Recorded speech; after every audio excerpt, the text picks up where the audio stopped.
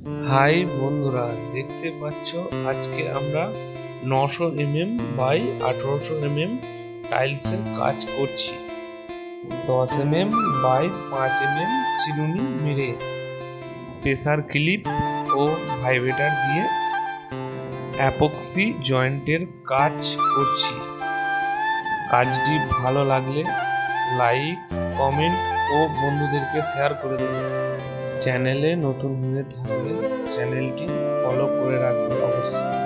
নিত্য নতুন ডিজাইনের কাজের ভিডিও পাওয়ার জন্য ও কাজটি দেখতে থাকো বন্ধুরা।